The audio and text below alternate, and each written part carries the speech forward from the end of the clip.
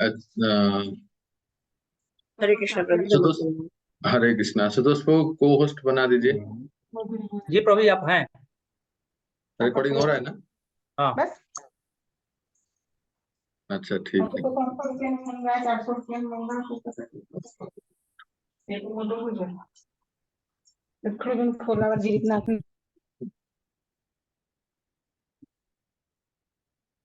शुरू करते हैं।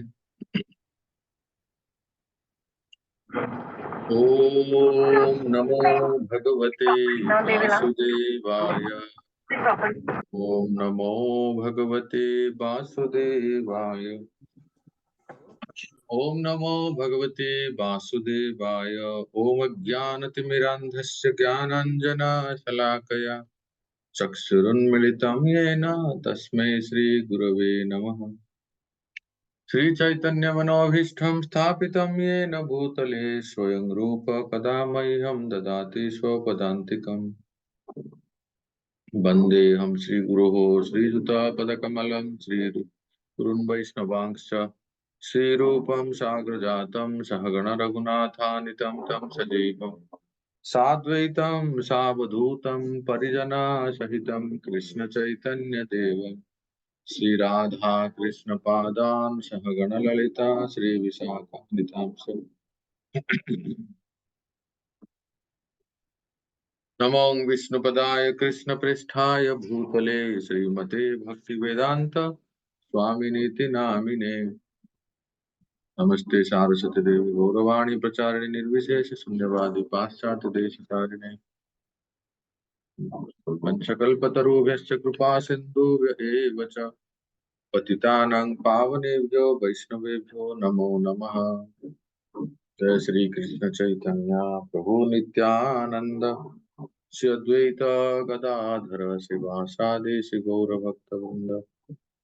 हरे कृष्ण कृष्ण कृष्ण हरे हरे, हरे राम राम राम हरे हरे। गुरवे गौरचंद्राय राधिकाय तदालय कृष्णाय कृष्ण भक्ताय तद्भक्ताय नमो नमः। आप सब भक्तों को पुनः स्वागत है हमारे ये श्री चैतन्य चरितामृत की कक्षा में, क्लास में। और हमने चैतन्य चरितामृत का क्लास जब शुरू किए तो हम एक श्लोक पाठ कर रहे थे और हमने कहा था आपको कि आप भी कृपया याद करने का प्रयास कीजिए। आने वाले गौर पूर्णिमा में हम इस श्लोक को गौर नित्यानंद के चरणों में समर्पण कर सकते हैं। एक तो है कि आप सुप्रसिद्ध हम जानते हैं, नमो महावदान्याय कृष्ण प्रेम प्रदायते, ये तो है। पर इसके साथ साथ ये जो चैतन्य चरितामृत में है, ये श्लोक को सब लोग, आपके लिए होमवर्क है, इसको याद करना है। गौर पूर्णिमा से पहले सभी याद करें और सुनाएंगे। आप हर बार सुनाएंगे, जिसको याद है वो सुना सकते हैं। मैं पहले बोल देता हूँ। वो श्लोक है 2 नंबर श्लोक जो है, वंदे श्री कृष्ण चैतन्य नित्यानंद सहोदितो गौड़दये पुष्पवंतो चित्रसंदो तमोनिदो। वंदे श्री कृष्ण चैतन्य नित्यानंदो सहोदितो गौड़दये पुष्पवंतो चित्रो संदो तमोनुदो। द्विवचन में मैंने कहा था पहले, ये द्विवचन में है। वंदे श्री कृष्ण चैतन्यो, जैसे हम लोग संस्कृत में पढ़ते हैं ना, राम रामो, क्योंकि दोनों को ये प्रयोग हो रहा है, चैतन्य और नित्यानंद, इसलिए वंदे श्री कृष्ण चैतन्य नित्यानंदो सहोदितो। माने दोनों श्री कृष्ण चैतन्य और नित्यानंद एक साथ उदय हुए हैं। कहाँ उदय हुए हैं? गौड़ देश में। गौड़ देश कहाँ है? पूर्व भाग, पूर्व दिशा में, बंगाल पूर्व दिशा में। तो चैतन्य और नित्यानंद ये दोनों एक साथ सूर्य और चंद्रमा जो है वो उदय हुए हैं। क्योंकि एक साथ में सूर्य और चंद्रमा उदय कभी होते नहीं है ऐसे। पर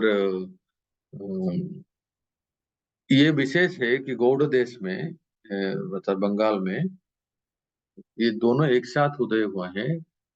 किसके लिए? कि संसार में जो अज्ञान अंधकार है उसको दूर करने के लिए। तो जैसे सूर्य उदय उदय होते ही अंधकार दूर हो जाते ही हो जाता है, चंद्रमा उदय होते ही अंधकार दूर हो जाते हैं, उसी उसी लिए तो आप लोगों के लिए होमवर्क है, इसको याद करना है। तो आज जो पांचवा नंबर श्लोक पढ़ेंगे, जिसमें अभी तक हमने मंगलाचरण किया है। मंगलाचरण 3 प्रकार से फिर से याद दिला देते हैं, कौन कौन से हैं? नमस्कार, फिर वस्तु निर्देश और आशीर्वाद। नमस्कार अर्थात ग्रंथकार सबको नमन करते हैं पहले श्लोक में। वस्तु निर्देश किसके बारे में इस ग्रंथ में वर्णन है, इसका सुना हमने, जो वंदे श्री कृष्ण चैतन्य इत्यादि अद्वैतम। 3 नंबर श्लोक वस्तु निर्देश है। 4 नंबर श्लोक जो है आशीर्वाद है। अनार्पितम चिराम चरित करुणया अवतीर्ण कल्लु। तो उसमें हमने बहुत बहुत डिटेल में उन्नत उज्जवल रस की व्याख्या मैंने अपने नोट भी बना के दिखाया आपको। उन्नत उज्जवल रस महाप्रभु किस लिए प्रकट हुए थे?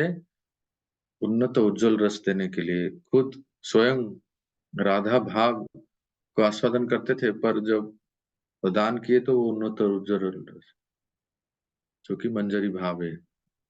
आप लोगों ने नोट बनाया अपने नोटबुक में? मैंने जैसे जैसे नोट बनाया था, रागात्मिका भक्ति, रागानुगा भक्ति, 2 प्रकार के ये सब है ना।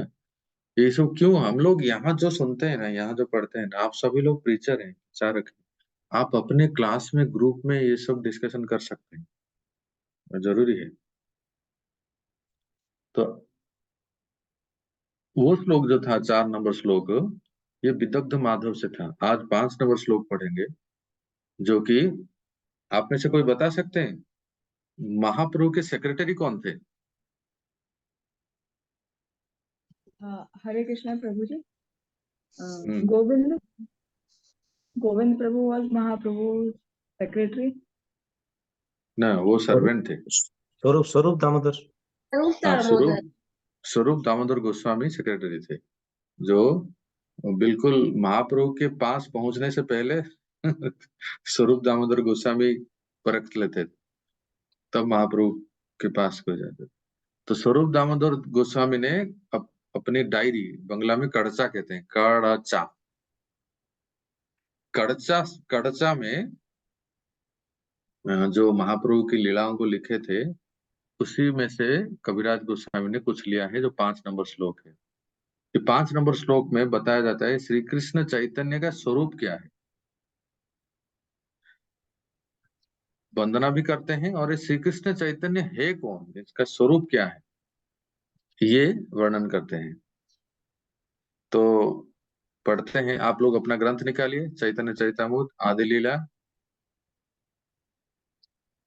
प्रथम परिच्छेद, टेक्स्ट 5। तो इसमें श्री कृष्ण चैतन्य का क्या स्वरूप है, कैसे चैतन्य बने चैतन्य का स्वरूप कैसे प्रकट हुआ, इसका वर्णन है इसमें। राधा कृष्ण प्रणय विकृति लादिनी शक्तिरस्मात् एकात्मनावपि भुवि पुरां देह भेदं गतो तो चैतन्याख्यं प्रकटमधुना तद्वयं चैक्यमात्मम् राधा भावद्युति सुबलितं नौमि कृष्णा स्वरूपम। इस स्वर में कौन गा सकता है? अभ्यास कीजिए, वीर कृष्ण को बोलिए। प्रभु जी मेरा अभी वो अभ्यास नहीं ऑल्टर है? का ऑल्टर में है श्री चैतन्य चरितामृत, तो मेरे पास में अच्छा नहीं अच्छा, है प्रभु। ठीक है, और कौन प्रयास कीजिए। प्रभु जी आई कैन ट्राई। हाँ हाँ। हरे कृष्णा।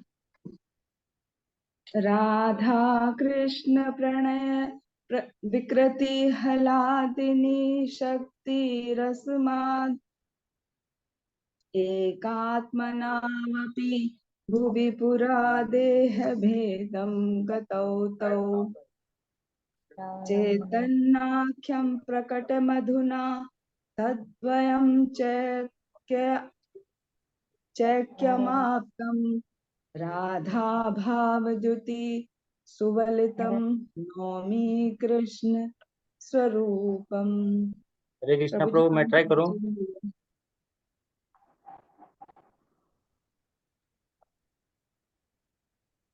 हरे कृष्णा प्रभु, मैं ट्राई करूं? मैं म्यूट हो गया था, सॉरी। हाँ, बोलिए बोलिए।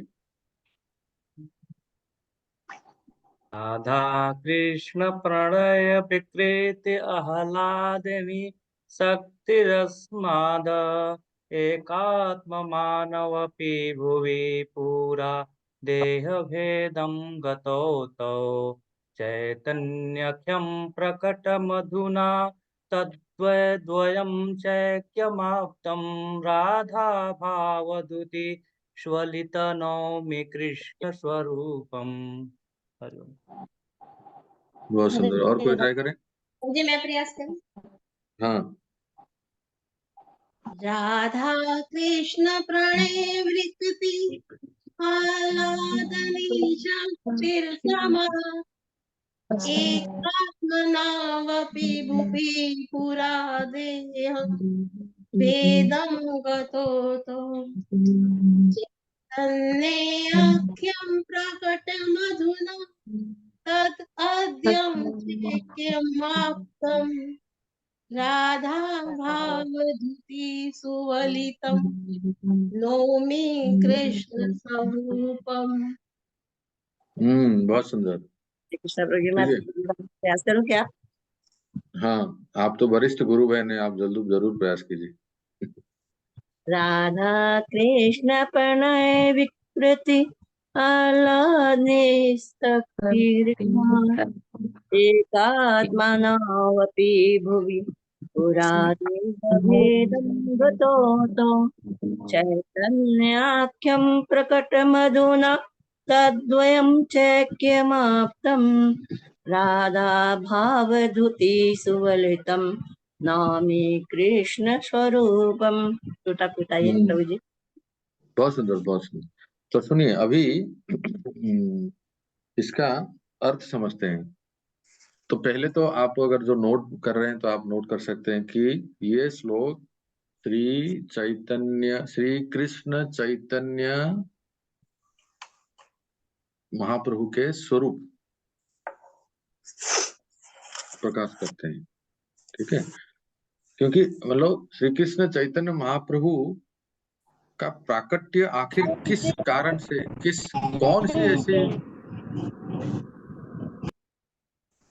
सी ऐसी घटना हुई, क्या लीला हुई जिससे श्री कृष्ण चैतन्य महाप्रभु का स्वरूप प्रकट है ना।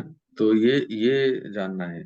तो सबसे पहले तो कहते हैं, एक एक शब्द को हम बाद में समझेंगे, पहले अनुवाद पढ़ लेते हैं। श्री राधा कृष्ण, अच्छा, ये श्लोक भी मंगलाचरण में वस्तु निर्देश एवं नमस्कारात्मक दोनों। ये श्लोक भी मंगलाचरण के जो दो तीन पहलू में से दो पहलू है, वस्तु निर्देश और नमस्कारात्मक। श्री राधा कृष्ण प्रणय की चरमतम अवस्था, नहीं ऐसे नहीं, श्री राधा, फिर से कहता हूँ, श्री राधा कृष्ण रिकॉर्डिंग हो रहा है ना सुदोष को? जी प्रभु जी। हाँ, चलिए। क्योंकि क्लास बाद में अपलोड होता है ना, ये रिकॉर्डिंग होके मेरे इसमें रहेगा या आपके इसमें रहेगा? आप मुझे भेजेंगे ना क्या? क्योंकि मेरे पीसी में रहने से मैं उसको बाद में अपलोड कर लेता हूँ। मैं देख रहा था।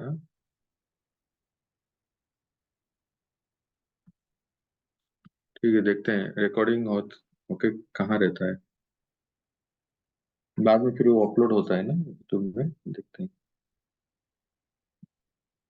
तो मैं कह रहा श्री राधा कृष्ण प्रेम, ध्यान से सुनिए सब लोग। श्री राधा, पहला लाइन, राधा कृष्ण प्रणय विकृति ह्लादिनी शक्ति रश्मा, अर्थात श्री राधा कृष्ण प्रेम की, सुन लीजिए, चरमतम अवस्था अर्थात महाभाव स्वरूप है। अनुवाद लिखने की जरूरत नहीं, आप आपके ग्रंथ में उसको थोड़ा सरल तरीके से समझा रहा हूं। श्री राधा कृष्ण प्रेम की चरमतम अवस्था अर्थात महाभाव स्वरूपा है। वो श्री कृष्ण की अल्लादिनी शक्ति है, और शक्ति और शक्तिमान अभिन्न है। वे दोनों एक आत्मा है, एक ही आत्मा है, किंतु एक आत्मा होते हुए भी वे अनादिकाल से, न जाने कब से, अनादिकाल से गोलोक धाम में पृथक दो देह धारण करके विराजमान है, जबकि वो एक ही है पर दो स्वरूप में विराजमान है, प्रकट है। अच्छा, वो जो दो स्वरूप है, अभी वो दूसरे लाइन में कहते हैं, चैतन्याख्यम प्रकट मधुना तद्वयम चैक्यम माप्तम। अभी जो दो स्वरूप है इस कलयुग में, वही राधा एवं श्री कृष्ण दोनों एकता को प्राप्त होकर चैतन्य नाम से प्रकट हुए हैं। और वो कैसे हैं? राधा भाव द्युति सुबल राधा भाव द्युति सुबलितम नौमि कृष्ण स्वरूप। वो जो चैतन्य वो कैसे हैं? राधा भाव, और अंग कांति कैसा है? राधा की अंग कांति। एक तो है कि राधा भाव है, अंतर अंदर अंतर्भाव जो है राधा भाव, और बाह्य स्वरूप जो है वो राधा कांति। तो इसलिए कहते हैं राधा भाव द्युति युक्त जो श्री कृष्ण स्वरूप है श्री कृष्ण, पर रंग राधा का है और भाव राधा का है। ऐसे जो चैतन्य है इनको हम नमस्कार करते हैं। अब देखिए, ये आखिर चैतन्य का स्वरूप प्रकट कैसे हो, इसके लिए हम थोड़े बरसाना चलते हैं। चलेंगे बरसाना माता जी? Yes, Prabhuji, desperately waiting for Varsana. ठीक है, अब सुनिए, इस इस स्वरूप के पीछे एक लीला है। आप कभी भी ब्रज वृंदावन आएंगे तो इस स्थान को अवश्य जाइए आप, तब आप आज की कथा वहां जाके स्मरण करेंगे। आप चैतन्य का स्वरूप प्रकट कैसे हुआ, सुनिए। यहां से जब हम गोवर्धन से जाते हैं बरसाना, बरसाना बरसाना और नंदगांव के बीच में एक बहुत ही प्यारा स्थान है, याद रखिए। आप में से कई लोग दर्शन भी किए होंगे, गए भी होंगे, जिसका नाम है Prem Sarovar. Raise your hand if you have been. आप में से कोई गए हैं, दर्शन किए हैं प्रेम सरोवर? हाथ उठाइए। बहुत सुंदर। तो ये जो प्रेम सरोवर है, वहां की लीला से इस आज के श्लोक का संबंध है। देखिए, प्राय आप जो भी गए हैं प्रेम सरोवर, बहुत ही प्यारा स्थान है। आज उसको ब्रज विकास ट्रस्ट ने इतना सुंदर रेनोवेट किए हैं, आपका मन लग जाएगा वहां जाते ही। सुंदर, वहां बैठ के जप करे तो आपकी आंखों में पानी आ जाएगा, क्योंकि वो स्थान ही ऐसी है। तो एक बार लीला में श्री कृष्ण और श्री राधा, जो कि प्रेम के दो मूर्तिमान स्वरूप हैं, वो लीला विलास कर रहे थे, और सारे सखियां, मंजरी, गोपियां, सहचरी सब इर्द गिर्द थे, सब ये सब कर रहे थे, और दोनों निमग्न थे अपने चिंतन में, प्रेम में। तो तभी क्या हुआ, एक भंवरा आया, भ्रमर। एक भ्रमर आके श्रीमती राधा रानी के चरणों को और फिर उनके बदन को की ओर वैसे मंडराने लगा, जिससे राधा रानी थोड़ी सी उद्विग्न हो गई।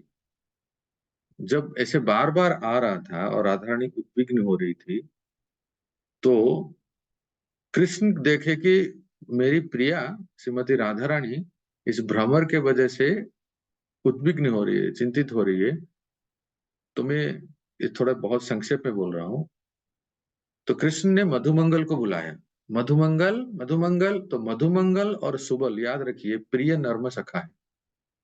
ये प्रिय नर्म सखा क्या होते हैं कि ये इनका प्रवेश मधुर्य भाव में भी है, जो बलराम और अन्य सखाओं में नहीं। ठीक है, तो ये सुबल और मधुमंगल ये माधुर्य भाव में भी प्रवेश है इनके। अवश्य उनको निभृत निकुंज में नहीं है। निभृत निकुंज में तो केवल और केवल सखी, अरे सखी तो छोड़िए, जब निशांत लीला होती है ना ठाकुर जी की, निशांत लीला में तो केवल और केवल मंजरियां ही रहते हैं। जैसे निशांत लीला अर्थात रास के बाद जब युगल किशोर थक जाते हैं और विश्राम करते हैं ना, उनकी विश्राम की शैया इत्यादि सब तैयार होती है, तो उस निभृत निकुंज में जब दोनों प्रिया प्रीतम शयन करते हैं, हमें स्मरण है साधन देह में भी हम लोग जो पुजारी सेवा करते हैं ना, मैं जब अल्टर में जाता हूँ, अभी तो नहीं जा पाता हूँ, पहले जाता था, जब हम रात्रि सेवा करते हैं राधा कृष्ण की, तो रात्रि सेवा में जो पुजारी जो श्रृंगार करके अंत में जो शयन देते हैं ना, बिस्तर में मल्लिका के पुष्प, चमेली के और जस्मीन के और सीजन वाइज मोगरा के ऐसे पुष्प का हार रखते हैं और पुष्प डालते हैं, और फिर ऐसे आह्वान करते हैं ठाकुर जी को। पहले ठाकुर जी के विग्रह को लाते हैं, फिर श्रीमती राधा रानी के विग्रह को लाते हैं, उनके तकिए के नीचे बांसुरी रखते हैं, उनके बिस्तर के दोनों तरफ तांबुल रखते हैं, पानी रखते हैं, और एक छोटा सा मुलायम सा एक वस्त्र जो है उनको ओढ़ देते हैं। अगर गर्मी का दिन है तो केवल चरणों तक रखते हैं, और सर्दी का दिन है तो पूरा ओढ़ लेते हैं। और शयन और उसके बाद हम जो पुजारी हैं वो राधा कृष्ण के चरण संभान करते हैं, ऐसे धीरे धीरे धीरे धीरे चरण दबाते हैं। ये मंजरी सेवा है। तो कहने का अर्थ है, जहाँ ललिता जी अपने कुंज में, जब विशाखा अपनी सारे सखियां चले जाते हैं, तो निभृत निकुंज में केवल मंजरियों को ही प्रवेश है। जैसे रूप मंजरी, रति मंजरी, हमारे सारे आचार्य जो हैं ऑल आर द मंजरीज, हमारा भाव ही मंजरी भाव है। तो वो अंदर होते हैं, और राधा कृष्ण सब साइन करते हैं, उनके चरण दबाते हैं, पंखा करते हैं, कोई कुछ सेवा करते हैं, कोई कुछ सेवा करते हैं। तो मेरे मन में एक बार प्रश्न आया, जब राधा कृष्ण सो जाते हैं तो ये मंजरियां कहाँ जाते हैं, जो कुछ थोड़े बहुत जो अंदर रहते हैं? बड़ा अच्छा प्रश्न है। तो वो क्या अपने अपने घर चले जाते हैं? तो गोविंद लीलामृत में लिखा है कि ये जो सौभाग्यवती मंजरियां हैं, छोटी छोटी कन्याएं हैं, वो जो राधा कृष्ण जिस शैया पे शयन करते हैं, उसके अगल बगल में और वो बिस्तर के आसपास ही पौड़ जाते हैं, लेट जाते हैं। वो इससे ऐसे लेट जाते हैं कि थोड़ा सा भी भनक आया ना, राधा रानी अगर थोड़ा सा करवट बदलती है, या कृष्ण ऐसे थोड़ा सा भी आवाज आता है ना, ये इतने एक्सपर्ट है ना, निकुंज लीला रति कैली सिद्धे याली भीरयुक्ति निरपेक्षणीय तत्राति दक्षयाद। हमारे गुरु महाराज मंजरी स्वरूप में तत्राति दक्षयाद इतने दक्ष हैं कि राधा कृष्ण सोते समय थोड़ा सा भी अगर आवाज, थोड़ा सा भनक भी आता है, खटकती है, तो ये मंजरियां तुरंत जग जाते हैं। अभी कुछ चाहिए, जल चाहिए या कुछ वस्तु चाहिए, जो भी है, तो तुरंत। इसलिए कुछ जो है उस आसपास में ही आप इससे समझ सकते हैं कि ये जो सखी सहचरी भाव है ना, इससे कितना सौभाग्यवती मंजरियां है, जहां ललिता विशाखा आदि सखियां भी प्रवेश नहीं करते हैं, उस निभृत निकुंज में मंजरियां जाके सेवा करते हैं। वे मंजरी हमारे गोस्वामी है, और यही हमारा भाव है, और यही उन्नत उज्जवल रस है जो महाप्रभु देने के लिए आए थे। जरा आप समझिए, क्या महाप्रभु, हम जैसे थर्ड क्लास के बैक बेंचर्स को महाप्रभु कितना बड़ा प्रेम धन देने के लिए इस कलयुग में आए थे। अरे धन्य है हम लोग इस समय जो प्रकट हुए हैं, मनुष्य शरीर प्राप्त किए हैं और ऐसे महाप्रभु के आंदोलन में जुड़े हैं। कहीं क्या जाने की जरूरत नहीं, सब कुछ हमारे इस आंदोलन में, सब कुछ हमारे ग्रंथ। तो चलिए, मैं वो प्रेम सरोवर की लीला आपको सुना रहा था। प्रेम सरोवर में जब मधुमक्खी ऐसे बार बार राधा रानी के, तो कृष्ण देखे और मधुमंगल को बोले, मधुमंगल, इस मधुमक्खी को भगा दो। तो मधुमंगल ने क्या किया कि एक अपना उत्तरीय वगैरह लेके मधु को दूर भगा दिया, ऐसे लाठी या उत्तरी लेके मधु को दूर भगा दिया। और भगा के उसने नाचने लगा, मधु चले गए, मधु चले गए, मधु चले गए, मधुसूदन चले गए, मधुसूदन चले गए। तो मधुमक्खी का एक नाम है मधु या मधुसूदन, और कृष्ण का एक नाम है मधुसूदन। बताओ, कृष्ण के गोद में राधा रानी शयन कर रही है, आराम कर रही है, विश्राम कर रही है।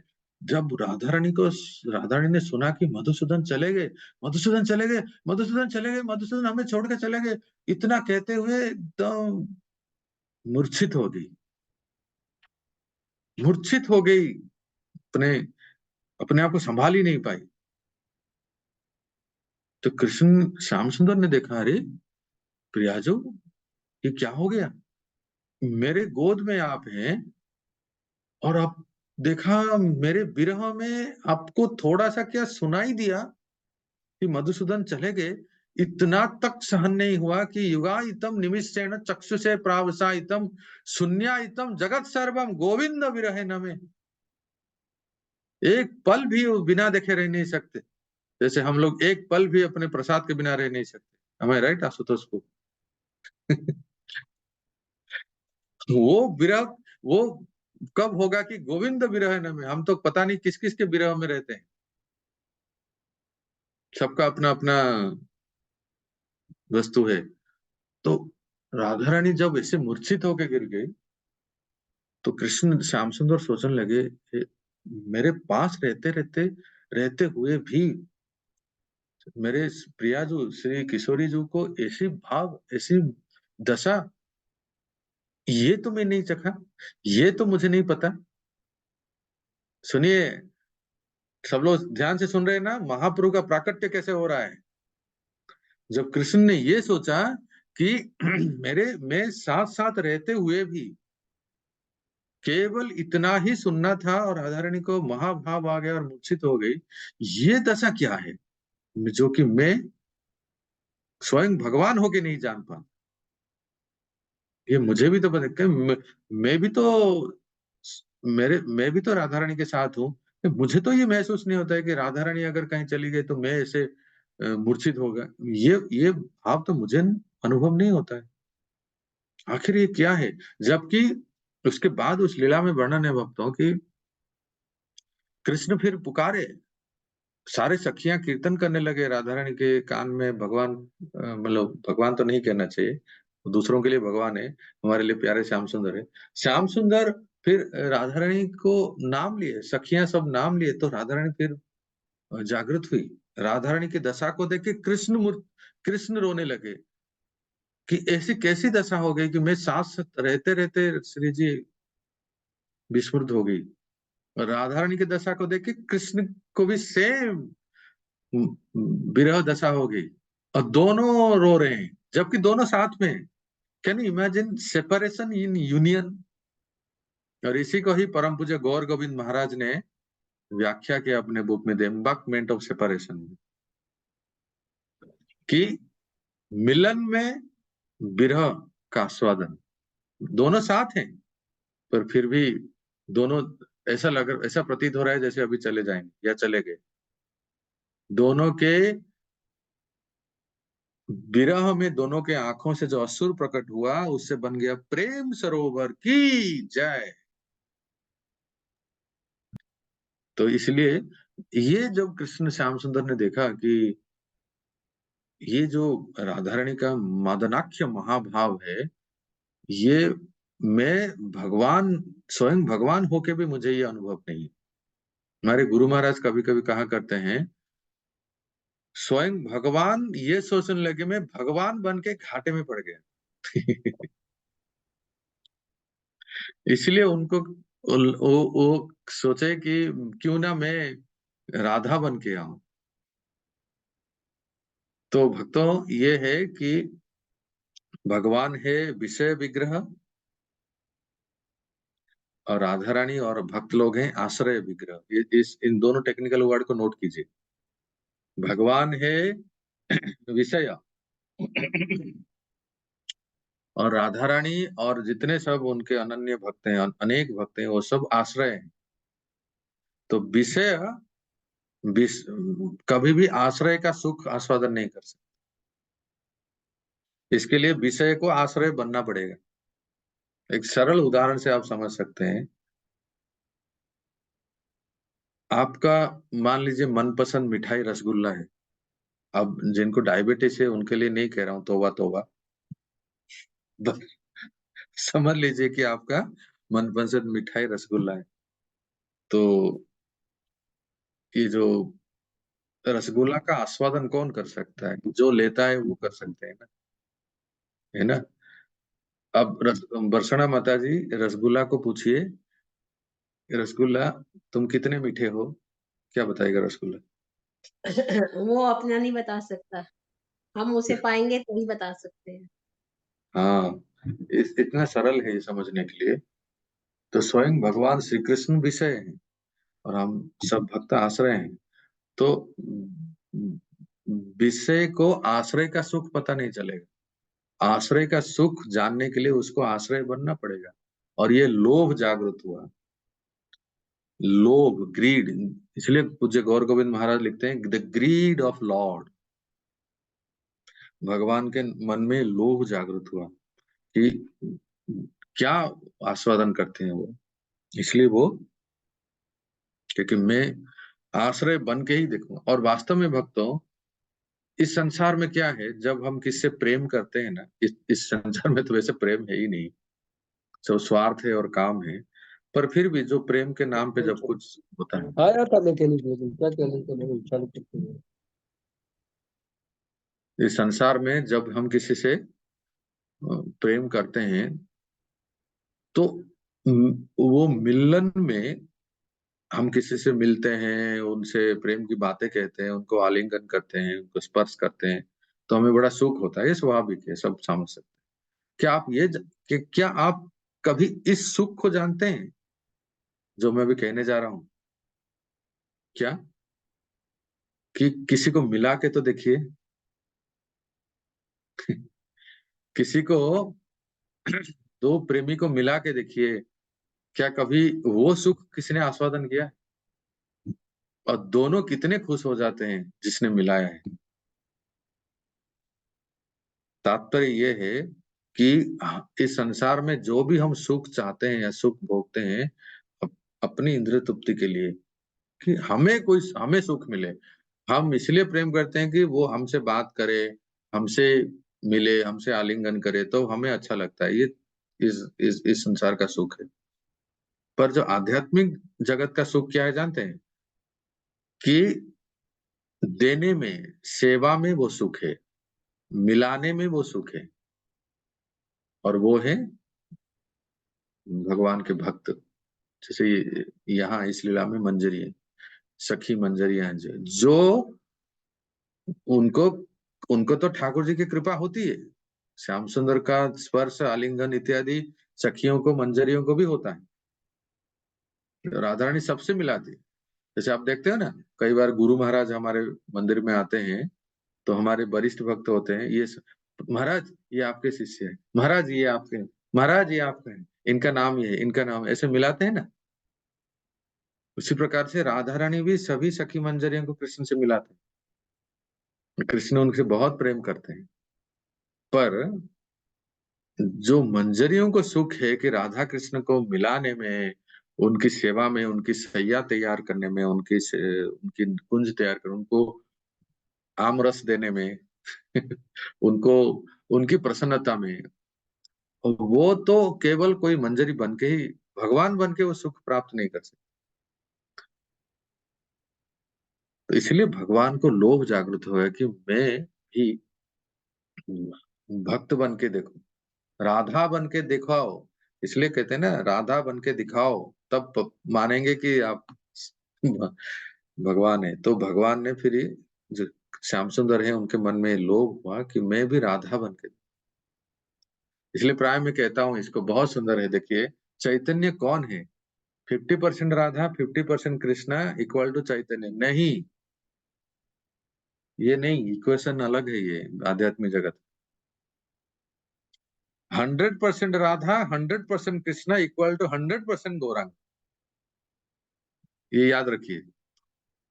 मतलब राधा रानी का जो स्वरूप है ना, जो तप्त कांचन गौरांगी, उनमें कृष्ण प्रवेश कर गए चोरी करने के लिए उस भाव को। जब कृष्ण राधा में प्रवेश कर गए तो राधा 100% और कृष्ण 100% राधा में जब प्रवेश कर गए तो राधा रानी का अंग कांति और राधा रानी के भाव को ले गए, तो बन गए Chaitanya. Never think that 50% plus 50% equal to 100%, ये है। और एक छोटी सी लीला बताता हूँ, देखिए, जिससे आपको ये पता चलेगा राधा कृष्ण का, महाप्रभु श्री चैतन्य का स्वरूप कैसे हुआ। एक बार ऐसे ही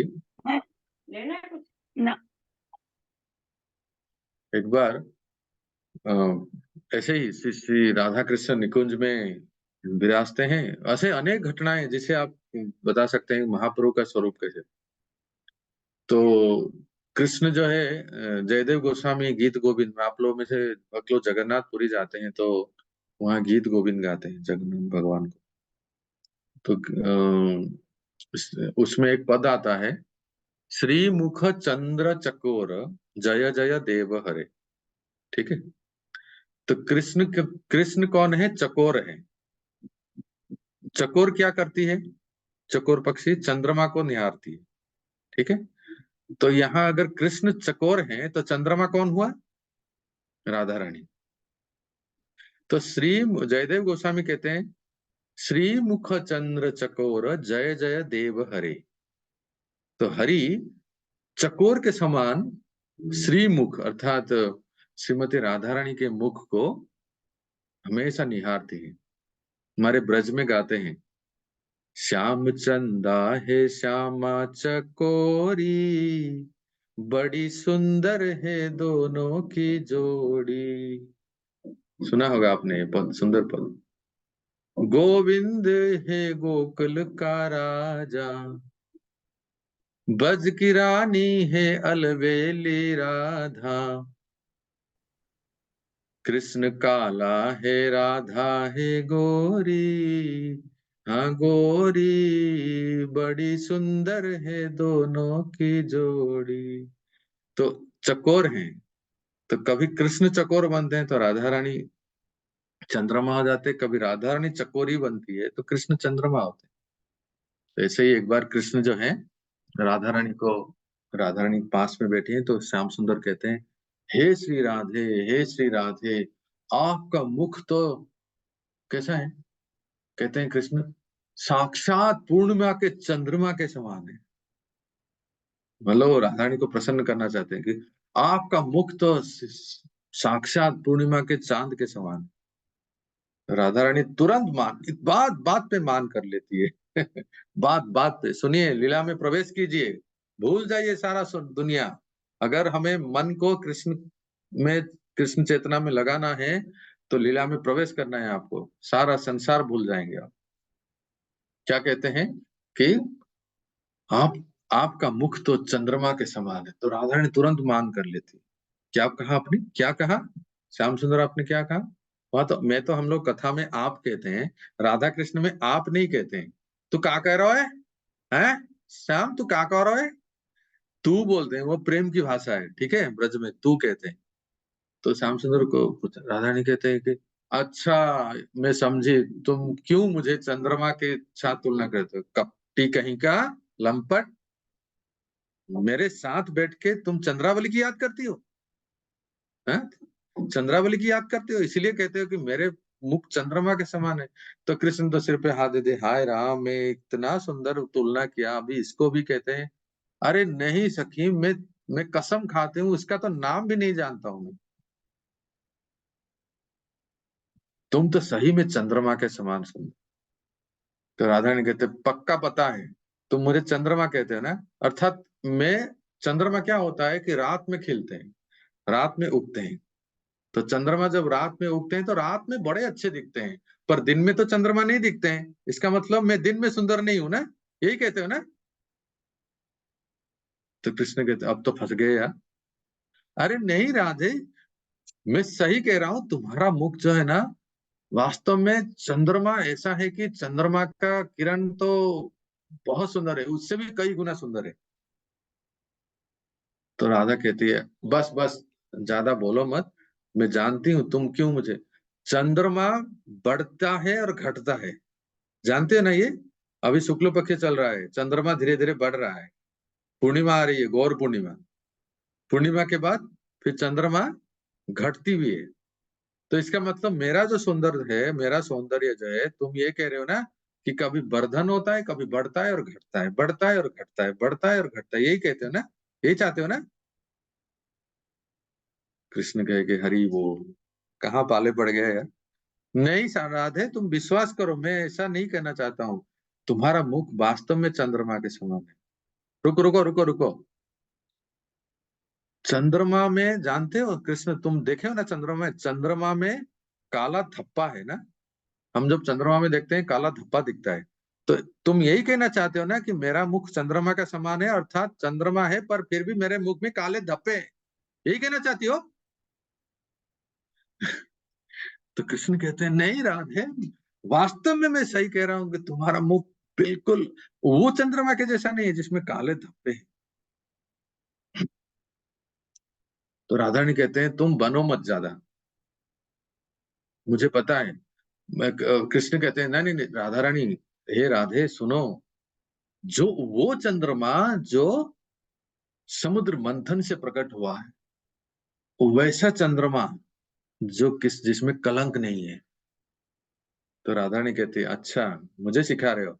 8वां स्कंद भागवत में भी पढ़ी हूं, ध्यान से सुन लो। समुद्र मंथन की लीला मैं भी पढ़ी हूँ। भागवतम में वर्णन है ना कि चंद्रमा का प्रकट कैसे हुआ था, समुद्र मंथन की लीला। तो कृष्ण कहते हैं अच्छा, तुम्हें समुद्र मंथन की लीला पता है? राधा रानी कहते हैं खूब पता है। तो कृष्ण कहते हैं कि देखो, तुम्हें पता है ना, उस समुद्र मंथन में अजित बना था कौन? धन्वंतरी बने थे कौन? कच्छप बने थे कौन? और अंत में सर्वश्रेष्ठ मिस यूनिवर्स ब्रह्मांड सुंदरी मोहिनी बने थे कौन? तो राधा रानी कहते उसमें तुम कहीं नहीं थे, चुप करो। रोहिणी माता, ध्यान से सुनो, जी, कहीं समाधि में ना आ गए आप। नहीं प्रभु जी, समाधि का टाइम 8वें खाने स्कंद से के होता लीला है। में तुम कहीं नहीं थे, बनो मत। बड़े आए धन्वंतरी कच्छप, बड़े आए मोहिनी। अच्छा तो मैं क्या कहते हैं सुनो, कृष्ण कहते हैं क्या, तुम कह रहे हो कि जो समुद्र से निकला चंद्रमा, लेकिन समुद्र मंथन में पहले क्या निकला? कौन बताएगा आप में से, किसको पता है समुद्र मंथन में पहले क्या निकला? बताओ। विश प्रभु जी। बीस एग्जैक्टली, विष। तो समुद्र मंथन में पहले विष निकला। तो राधा रानी कहती है कृष्ण, मैं जानती हूँ तुम ऐसा क्यों कह रहे हो। इसका मतलब तुम ये कह रहे हो कि मेरी माँ कीर्तिदा वो दूध के सागर के समान है, और मैं उस दूध से सागर के मंथन से निकला हुआ चंद्रमा के समान हूँ। पर चंद्रमा से पहले जो विष निकला था, वो विष कौन है? इसका मतलब तुम ये कहते हो मेरा भाई श्रीदाम, यही कहते हो ना? मेरा भाई विष है। तो कृष्ण कहते हैं हे भगवान, किसके पाले पड़ गए। हे राधे, मैं गीता में घोषणा किया हूँ, वेदाहम समतीतानि वर्तमानानि चार्जुन भविष्याणि च भूतानि मांग तु वेद न कृष्ण। मैं प्रत्येक जीव, प्रत्येक प्राणी का भूत वर्तमान भविष्य सब जान सकता हूँ, लेकिन तुम्हारे मन की बात मैं कभी नहीं जान सकता। मैं तो तुम्हारे साथ वार्तालाप करके हार गए। और जानते हैं भक्तों, जब भी राधा कृष्ण के बीच में ऐसे वार्तालाप होती है, तो कृष्ण का पक्ष, मतलब कृष्ण अगर भारी पड़ते थे, कृष्ण अगर जीतते थे, तो राधा रानी के जितने सखी मंजरियां हैं, आप लोग चुन लीजिए आप किसके पक्ष में है, ठीक है? राधा रानी के जितने सखी मंजरियां हैं ना, सब ऐसे गंभीर मुद्रा में रहते हैं। अरे तो कृष्ण जीतने जाएंगे लगता है। अब राधा रानी कैसे, हे हे श्री जी, कुछ तो करो, कुछ तो ऐसे बोलो जाकि कृष्ण के मुंह बंद हो जाए। और जैसे ही राधा रानी कुछ कहती है ऐसी वाक्य, जैसे मैं अभी कहा कि बात बात में उन्होंने कृष्ण को मुंह बंद कर दिया एक तरह से। जब राधा रानी का पक्ष भारी होता है तो रे सारे सखी मंजरियां एक स्वर में क्या कहते हैं बताओ? जय जय श्री राधे।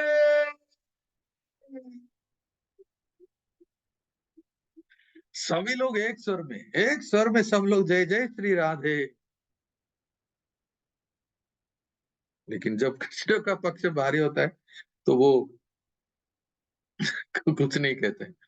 तो इस तरह से राधा रानी के सामने कृष्ण हार जाते हैं और राधा रानी कहते, कृष्ण कहते हैं बस हो गया, बहुत हो गया राधे, मैं तुमसे जीत नहीं पाऊंगा, अब मुझे क्षमा करो और बताओ मैं क्या करूं। राधा रानी कहते तुम पहले स्वीकार करो, हारे कि नहीं हारे। कृष्ण कहा ठीक है मैं स्वीकार किया। तो फिर जो जीता वो सिकंदर, am I right वैभव प्रभु? तो फिर मैं जो चाहती हूँ वो तुम दोगे। तो कृष्ण के बताइए बताइए किशोरी जी क्या चाहिए आपको? कि सबसे पहले तो तुम्हारा जो सबसे प्रिय है, जिससे सबको तुम मतवाले कर देते हो, नचाती हो, सबका घर बिगाड़ देते हो, उजाड़ देते हो, वो बंसी दे दो पहले। तो कृष्ण अपना वेणु दे देते हैं, बंसी दे देते हैं। इतने से काम नहीं होगा। कृष्ण कहते हैं और क्या चाहिए? तुम्हारे सिर पे जो ताज है ना, ताज, वो मोर पंख, मोर मुकुट, वो दे दो। तो कृष्ण अपना मोर मुकुट उतार के दे देते हैं। बस अब हो गया ना, और भी कुछ चाहिए ना? ये जो तुम बड़े सुंदर कौस्तुभ मणि पहने हो ना, जो सबको चमका के दिखाते हो, वो निकालो पहले। तो कृष्ण अपने हाथ को दे देते हैं। अरे अब तो रहने दो, बस बहुत हो गया, अब क्या दूं मैं? तो ऐसे करके कृष्ण के सारे आभूषण राधारानी ले लेते। और अंत में कृष्ण कहते हैं कि मेरा जो था मैंने आपको दे दिया है राधे, अभी मेरे पास कुछ नहीं है, मैं अपने आप को दे देता हूँ। हरि बोल। बामन अवतार की लीला में बलि महाराज ने बामन देव को सब कुछ समर्पण कर दिया। यहाँ इस लीला में बामन देव ने राधा रानी को सब कुछ समर्पण कर दिया।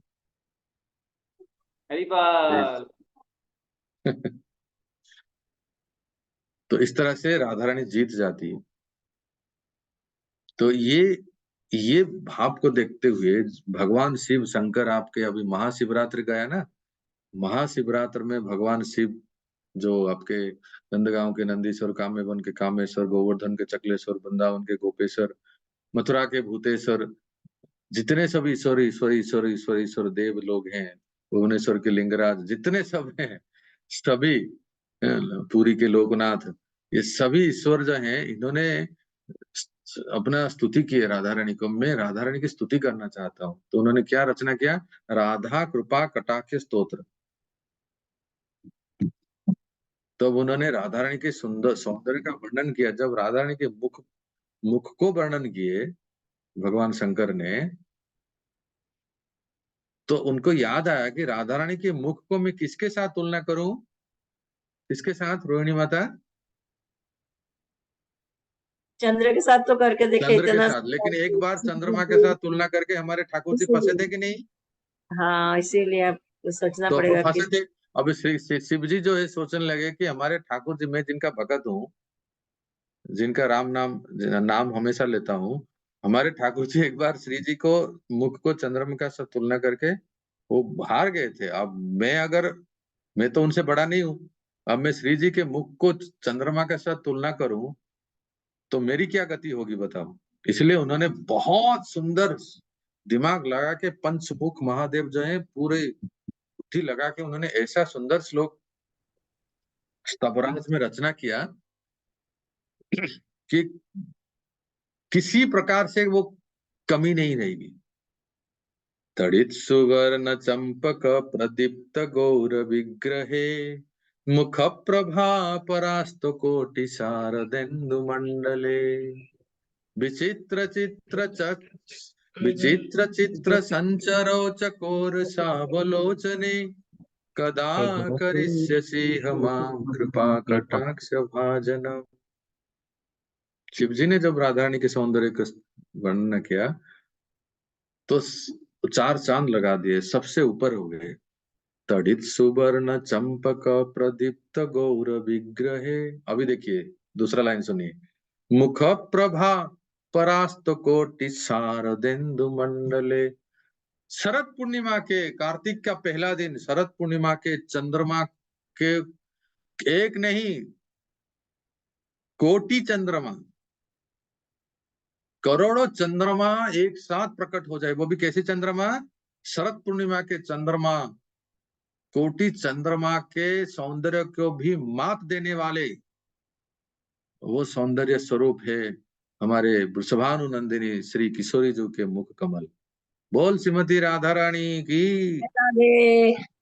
राधे राधे। तो ये है, शिव जी ने स्तुति किया राधा रानी की। तो भक्तों, राधा, गौर को जानने के लिए राधा को जानना पड़ेगा, और राधा रानी को जाने बिना गौर को जानेंगे ही नहीं, जान ही नहीं पाए। इसलिए इस श्लोक में कहा गया है राधा भाव द्युति युक्त। अब इस श्लोक में थोड़ा सा 5-10 मिनट में इसको सुन लेते हैं व्याख्या। लीला के साथ सिद्धांत भी हमें जानना जरूरी है, इसलिए मैं थोड़ा सा आपको कुछ दिखा रहा हूँ। हाँ।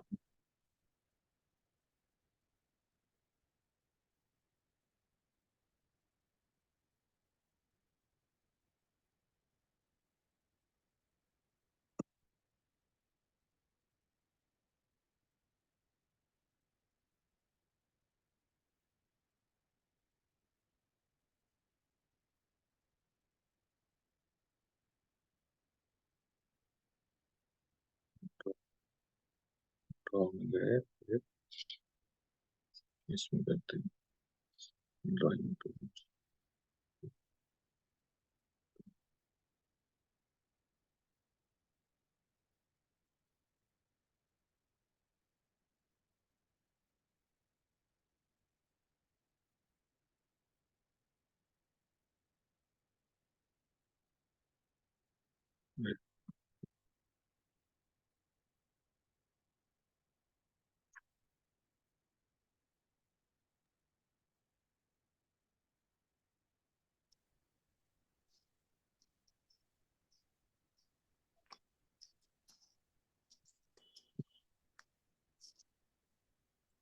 तो अभी इसमें देखिए, राधा कृष्ण प्रणय विकृति लादिनी शक्ति।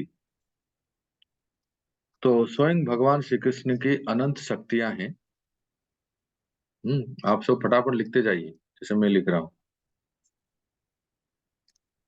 तो आपका, आप लिख रहे हैं, दिख नहीं रहा है प्रभु।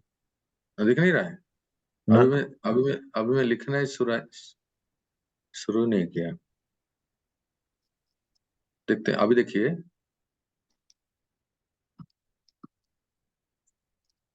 दिख रहा है? यस प्रभु। हाँ, कई शक्तियां हैं, उसमें से 3 मेन पोटेंसी।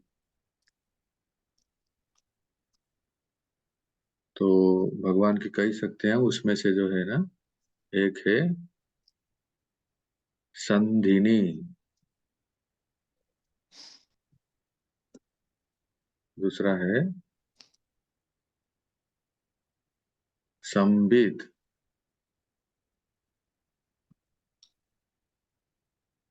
तीसरा है लादिनी। ये हो गए। और इसमें बस ऐसा है कि please silence, please mute.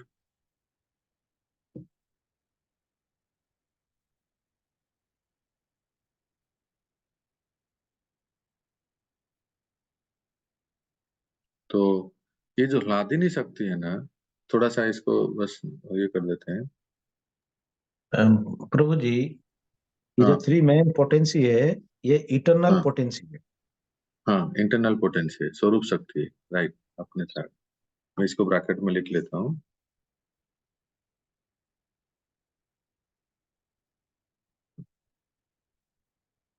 Internal स्वरूप शक्ति।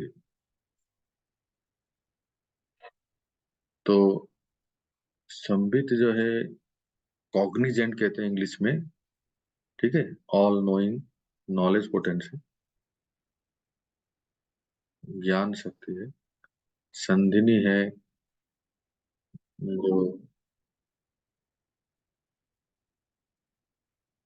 धाम, भगवान के धाम,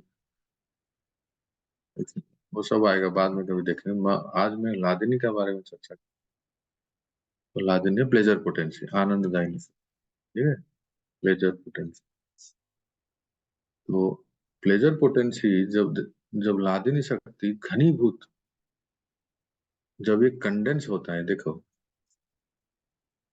और गाढ़ होता है, कंडेंस होता है ना, उसको क्या कहते हैं? प्रेम, ठीक है। और प्रेम भी और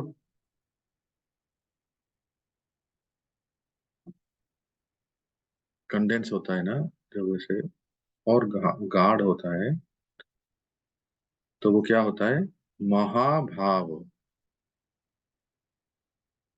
महाभाव।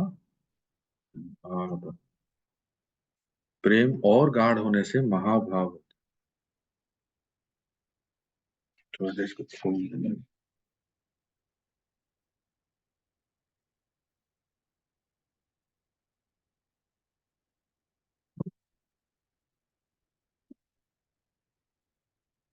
लाइट आ गया अभी,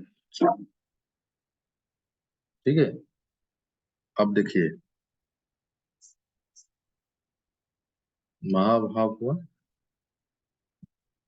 और ये जो महाभाव स्वरूप है ना, यही कौन है? ये श्री राधा, ये महाभाव स्वरूप।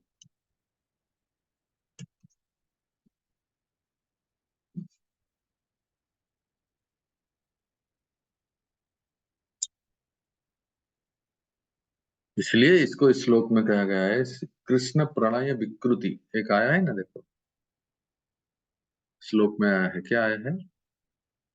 कृष्ण प्रणय विकृति।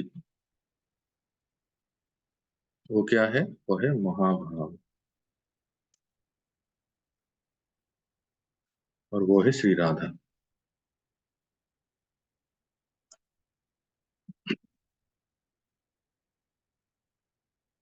तो मी तयार आहे. कृष्ण प्रेम की कंडेंस, और फिर और इनको एकात्मा भी कहते हैं। और एक शब्द आया है इसमें, देखिए इस श्लोक में, एकात्मा, है ना। राधा कृष्ण एक आत्मा है। और आया है जैसे श्री कृष्ण रसिक शेखर हैं, रस का आस्वादन लीला में ही हो सकता है, और लीला में पृथक विग्रह परिकर धाम आदि परम आवश्यकता है। इसलिए एकात्मा, एकात्मा होकर भी,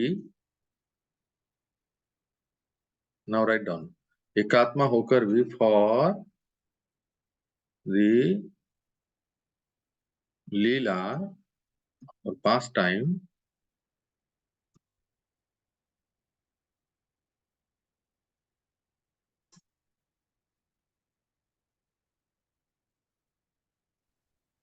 वन बिकम, एक जो है वो दो हो जाते हैं, राधा।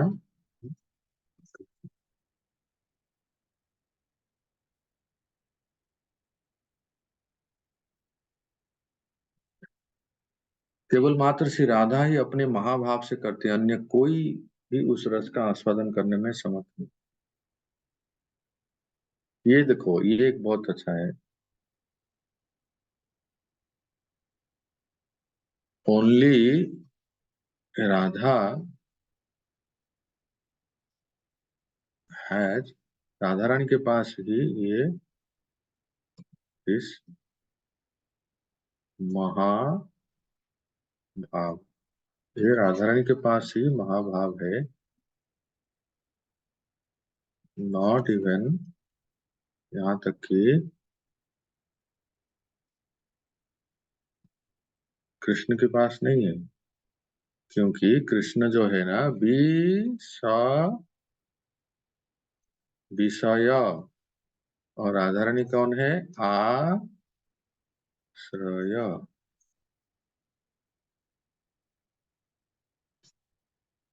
इसलिए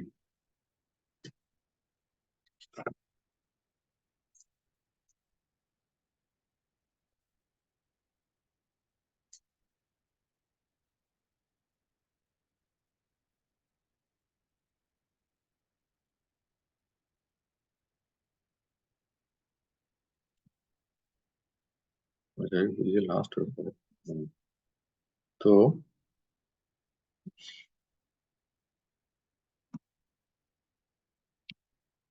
अब देखिए कि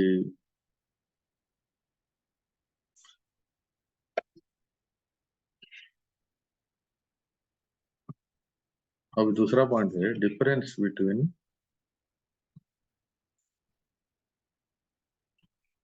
लॉर्ड कृष्ण एंड लॉर्ड चैतन्य।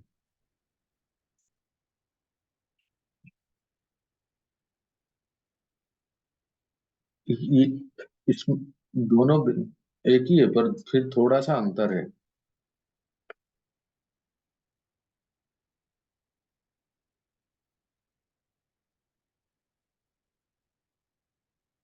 श्री कृष्ण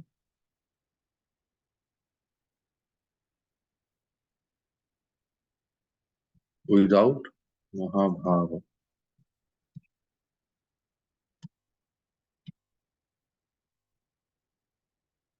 श्री चैतन्य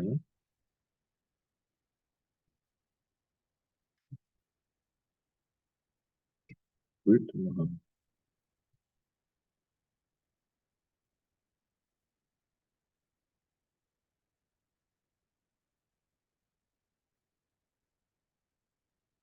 इसलिए इस श्लोक में कहा गया है राधा भाव कांति सुबलितम।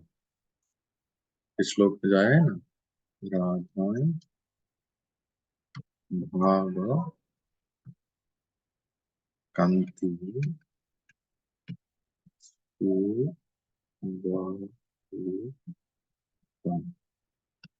चैतन्य कौन है? राधा भाव कांति सुबलितम।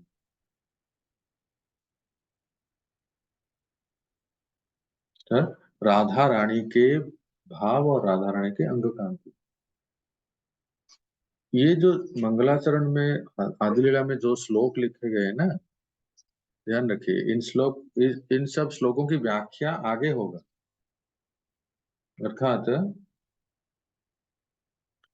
ये जो आज हमने जो ये श्लोक पढ़ा, इसका लिख लीजिए, इलाबोरेट डिस्क्रिप्शन कविराज गोस्वामी आगे करेंगे। कहाँ करेंगे? 4th चैप्टर में।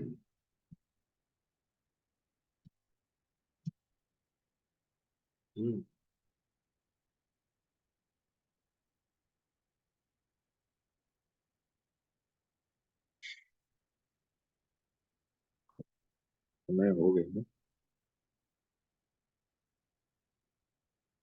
तो एक ही श्लोक पे आज, क्योंकि ठीक है ना, तो बस यही लास्ट है, और फिर अगली बार देखेंगे, क्योंकि समय हो गया है।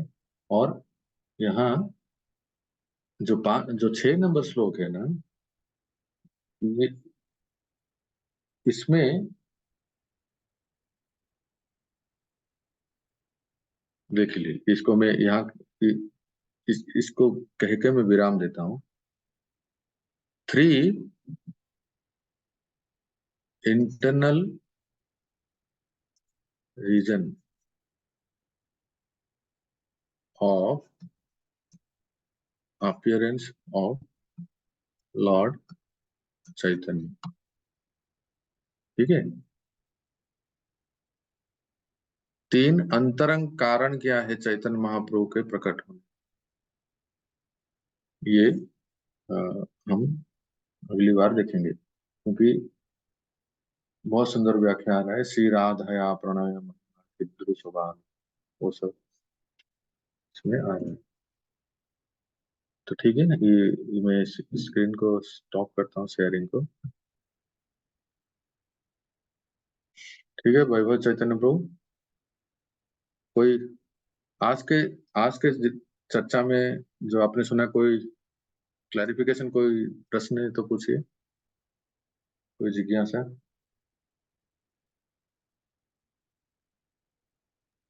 हरे हरे कृष्ण कृष्ण। प्रभु जी। हाँ,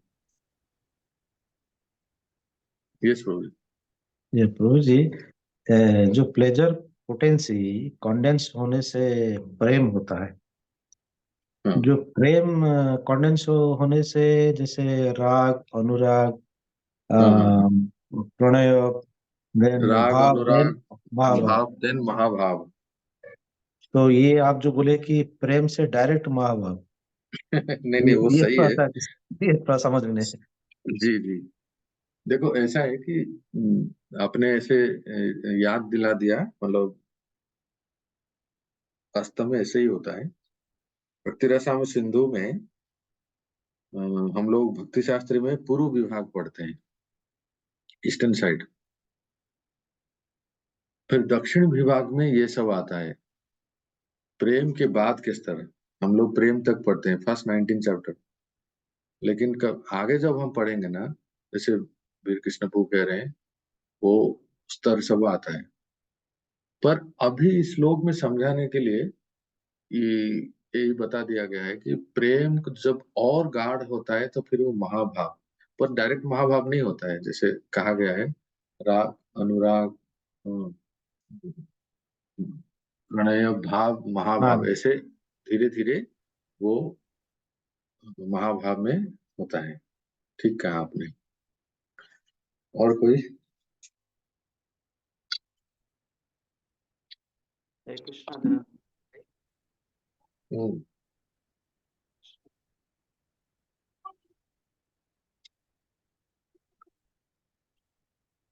बोलिए। यस प्रभु जी। प्रभु जी, जैसे ये जो महाभाव है, so what are the characteristic symptoms to identify, मतलब what are the characteristic features, symptomize कैसे इसको करते होंगे? यही विषय है। यही पढ़ेंगे हम। जो महाप्रभु श्री चैतन्य ने अपने अंत लीला में प्रकट कराए थे, और ये हम आप जैसे जीव के पक्ष में संभव नहीं। ये केवल देख के और समझ केवल पाना। श्रीमती राधा रानी, और यहाँ तक कि कोई सखी सहचरी मंजरी के पास भी संभव नहीं। This is exclusive for Shrimati Radha Rani ही है, और राधा भाव स्वरूप श्री चैतन्य महाप्रभु में महाभाव दिखते हैं, है ना। थैंक यू प्रभु जी। और कुछ? हरे कृष्ण प्रभु जी। हाँ, हरे प्रभु जी कृष्ण। प्रणाम। प्रभु जी, हाँ ये जी। आपने बताया ना कि विषय और आश्रय, तो आप इसको विषय और आश्रय को बस थोड़ा सा बता दीजिए प्लीज। कोई विषय और आश्रय, जैसे वो रसगुल्ला का उदाहरण दिया गया था। रसगुल्ला हो गया विषय, और रसगुल्ला का आश्रय, जो आस्वादन करने वाले हो गए आश्रय। तो जैसे अभी आपको इसमें से बता देता हूँ कि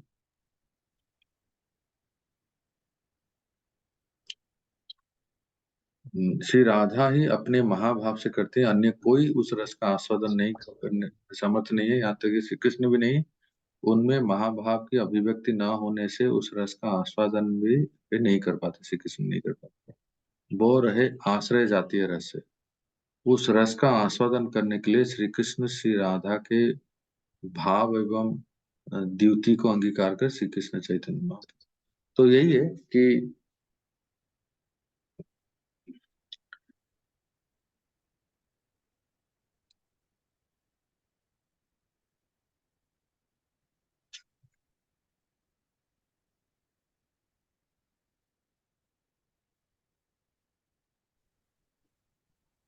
श्री कृष्ण चैतन्य श्री कृष्ण ही है। इन दोनों में पार्थक्य केवल इतना ही है कि ब्रज के श्री कृष्ण स्वरूप में श्री राधा का मादनाख्य महाभाव नहीं है, वे उसके विषय हैं, आश्रय नहीं।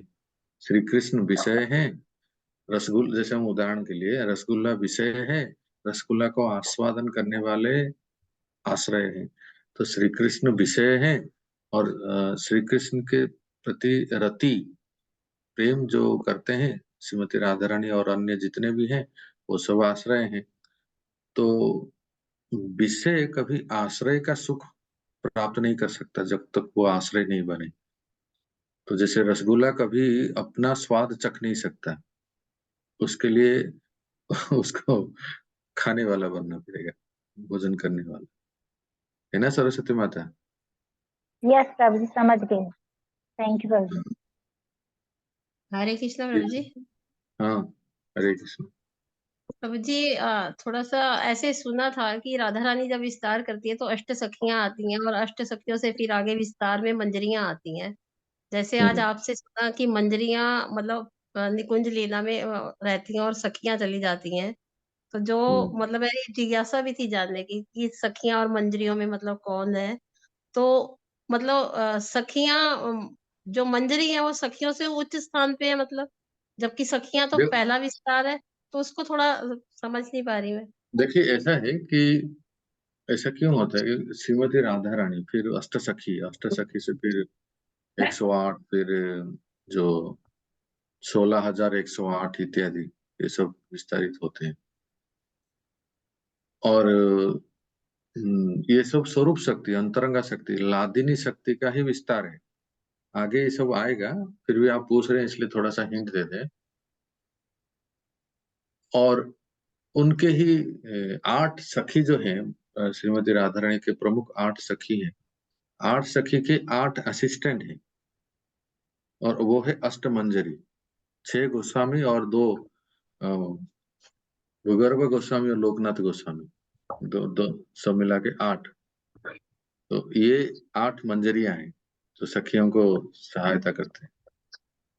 तो प्राय हम जो अ, अ, भक्ति करते हैं श्री रूप मंजरी के अनुगत्य में करते हैं, इसलिए हमको रूपानुग कहा जाता है ना, यस प्रभु जी। रूप गोस्वामी के अनुयायी।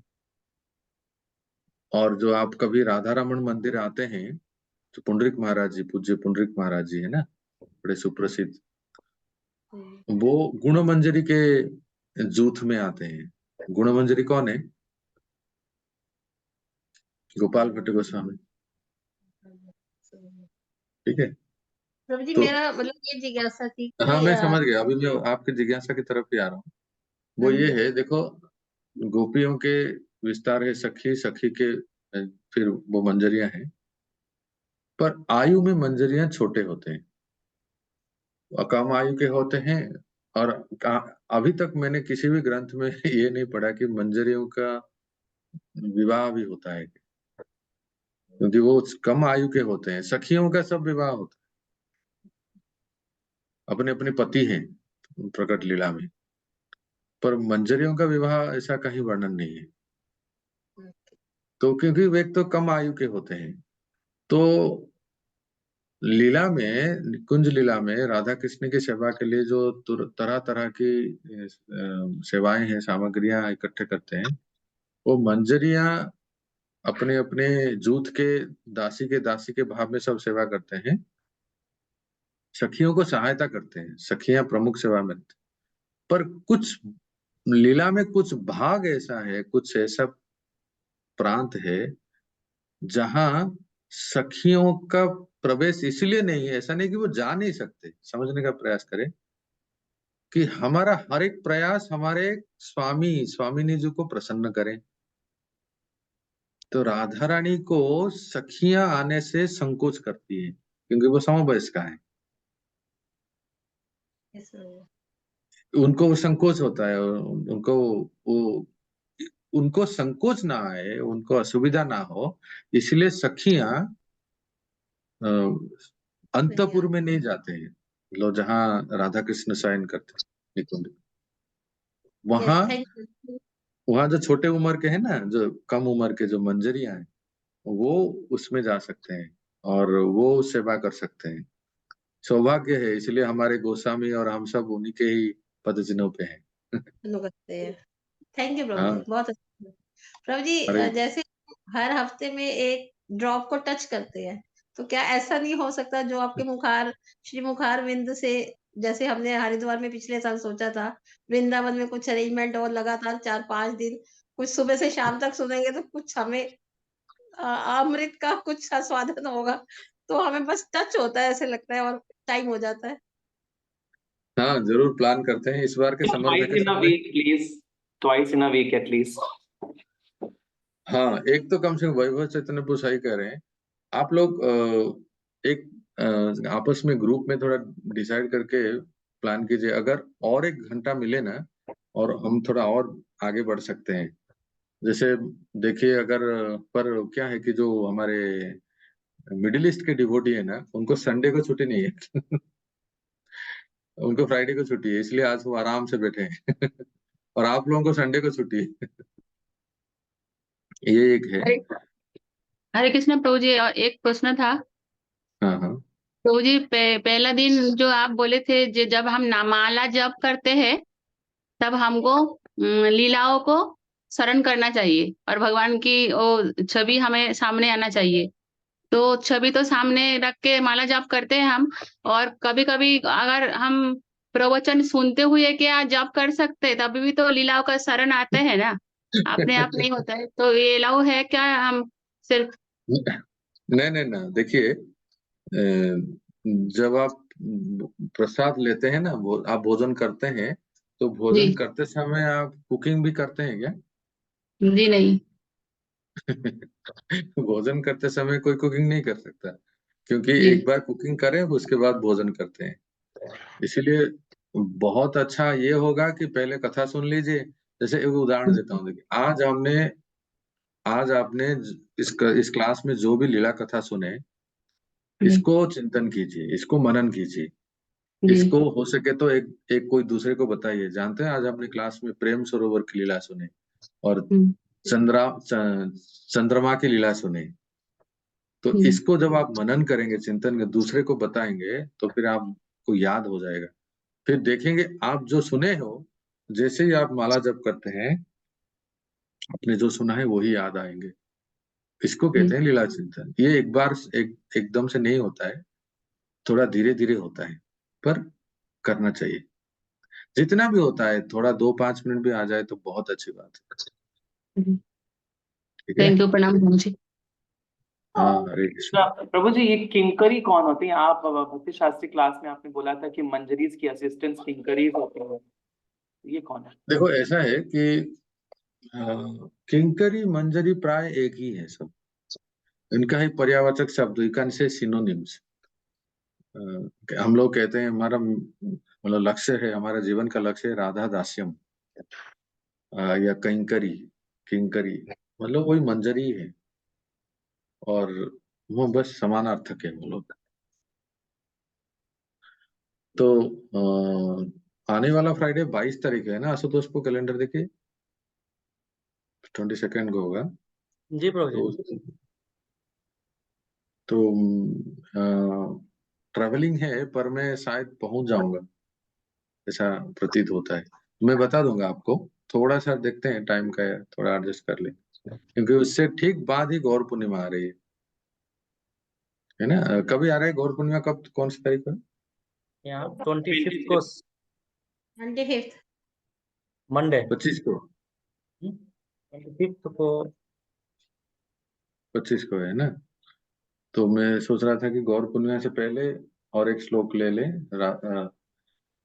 भगवान चैतन्य महाप्रभु के अवतार का अंतरंग कारण क्या है। 3 कारण है, जैसे हमने आज टच किया, वो कल मैंने अगले हफ्ते हम श्रवण कर लेंगे।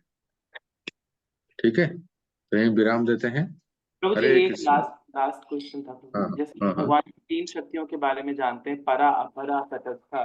तो प्रभु जी, जैसे आज आपने बताया ये संधिनी, संबित और आह्लादिनी, तो क्या ये उन्हीं का सिनोनिम है ना और ना ना, इसमें थोड़ा अंतर है। अच्छा प्रश्न पूछा आपने।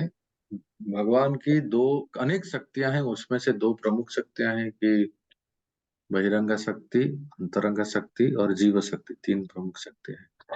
अंतरंगा शक्ति के ये 3 विभाजन है, इसलिए आपने देखो वीर कृष्णपु ने याद दिलाया तो मैंने उसको लिखा। ये 3 जो है डिविजन ऑफ इंटरनल पोटेंसी, इसको ही स्वरूप शक्ति कहते हैं। अच्छा, इसको स्वरूप शक्ति क्यों कहते हैं, सुनिए। स्व का अर्थ है निज, स्व का अर्थ है ओन, जो स्वयं भगवान, स्व का अर्थ है स्वयं भगवान, और रूप का अर्थ है उन्हीं का जो क्या कहेंगे उसको, जो शक्ति है। मतलब एक होता है बाह्य शक्ति, एक्सटर्नल एनर्जी, और एक होता है अंतरंगा शक्ति, जो योग माया पोटेंसी, और उसी का ही एक नाम है स्वरूप शक्ति। उनके, और स्वरूप शक्ति इसलिए कहते हैं, याद आया, जिस शक्ति से अपने वो खुद प्रकट होते हैं, by by which potency the Lord himself appears. जिस शक्ति से भगवान स्वयं प्रकट होते हैं, वो है स्वरूप शक्ति। कभी भी भगवान बहिरंगा शक्ति या तटस्थ शक्ति से प्रकट नहीं होते हैं। और एक आपको बता देता हूँ, वैभव चैतन्य प्रभु, आप सबके पराशक्ति लिए। के जो टाइप्स आपने बताया प्रभु जी, हाँ, पराशक्ति एक के पराशक्ति, अच्छा वो जो है उसका ही समान, पराशक्ति, अपराशक्ति और जीव शक्ति, तटस्थ शक्ति है ना, उसी का ही नाम है बहिरंगा शक्ति, अंतरंग शक्ति।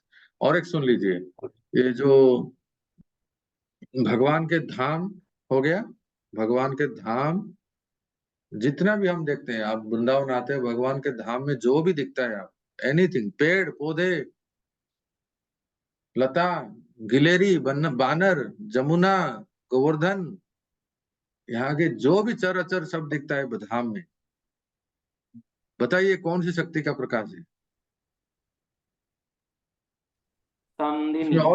इसमें और ऐड कर देता हूँ, भगवान के माता पिता, ताऊ, चाचा चाची, मामा मामी, सखा, दास दासियां, ये सब इसमें आते हैं। कौन सी शक्ति का है, संदनी। संधिनी, संधिनी। संधिनी। ठीक है, ये सब संधिनी शक्ति के हैं। और जो गोपियां, मंजरियां, उनके सखियां, ये सब लादिनी शक्ति। हरे कृष्णा। फिर अगले हफ्ते मिलते हैं, ठीक है। श्रील प्रभुपाद की जय, श्री चैतन्य चरितामृत की जय।